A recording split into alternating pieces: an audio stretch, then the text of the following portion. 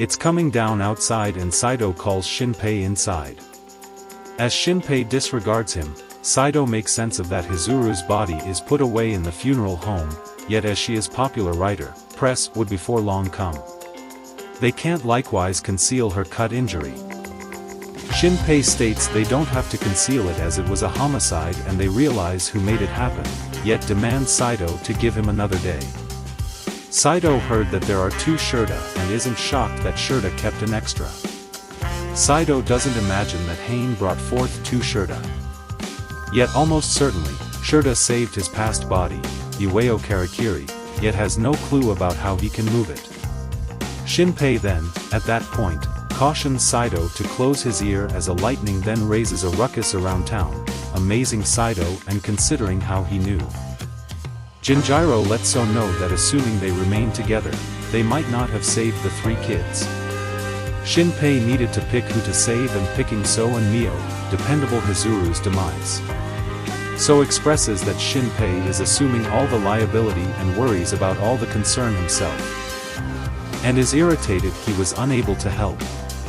At the ocean side, Shinpei considers what they ought to do considering they lost Ushio, Hizuru, a wanderer shadow, Jinjiro's rifle, Tetsu's gun, while the foe haven't lost anything. Shadow Mio asks Shinpei what is in his pocket and Shinpei takes out the shell jewelry that had a place with Ushio, and trusts it's a part of Ushio. Taking a gander at it, Mio makes sense of she could experience Ushio's indignation from it, which made Shirda and Hain leave. Mio is certain that Ushio's recollections are inside, and she should have moved them before she vanished.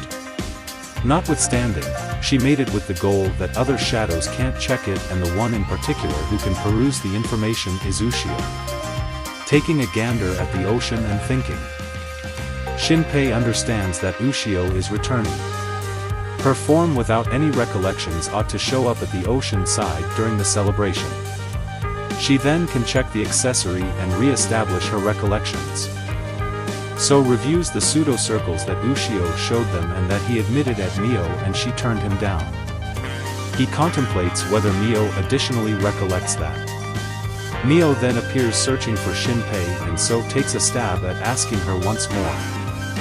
However, Mio behaves like she is Shadow Mio and states nothing different. So then, at that point, states she loves Shinpei and Mio begins to frenzy and blush, making him state she ain't the shadow, yet affirms that her affections for So and Shinpei have not changed. So then, at that point, expresses that Shinpei said he will be on the rooftop. Mio then meets Shinpei on the rooftop and inquires as to whether Ushio will be truly returning and Shinpei accepts so.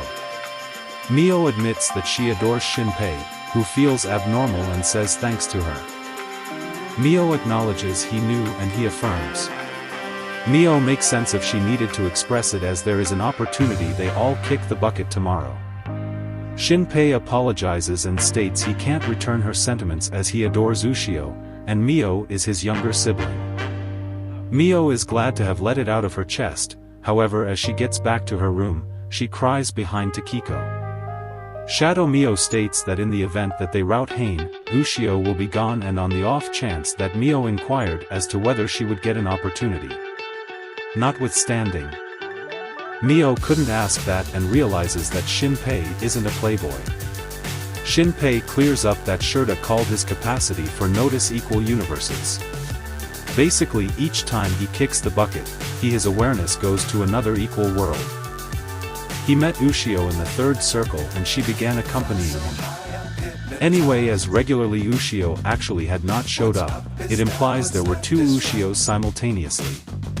Ushio battled with Hain to save Shirori and is as of now floating in the ocean attempting to recuperate herself, which she figures out how to do upon the arrival of the celebration. Assuming Ushio was like Shinpei and Hain, he cognizance would have gotten back to the floating in the ocean Ushio and not stay close by, which affirms that the 2 Ushio exist simultaneously. As Ushio read Shirda's brain, she calculated a method for returning. Shinpei states that this may all have been living in fantasy land, but he trusts it's actual as when he leaves the accessory, it generally turns towards south and starts moving gradually. Shinpei makes sense of that. Shell was moving quicker before at 3 a.m., causing them to acknowledge it was during rising tide. They understand around where Ushio's body ought to be and that it will be nearest to them in the future at 6 p.m. Shinpei realizes that Shirda and Hain know about Ushio. Yet they have no clue about where she is or can follow her, and Shinpei's gathering should not neglect this opportunity. Shinpei then tells the gathering they will continue according to plan. Shinpei and Jinjiro are standing by together. Jinjiro will converse with Ryanosuke and they think back on Hizuru. Hain inquires as to whether during the hunt prior, there was a wanderer that disregarded her call, since it's been 2 hours since she lost Shinpei's area. Her impression is still on Shinpei, yet he can detach his presence. Very much like Masahito while in the mud. Masahito contemplates whether they gave an excessive number of clues to Shinpei, and since most wanderers are searching for Ushio, in the event that they choose to attack Hirako Cavern, they can without much of a stretch arrive at Hain. Nonetheless, Hain questions they will endeavor that except if they are completely ready.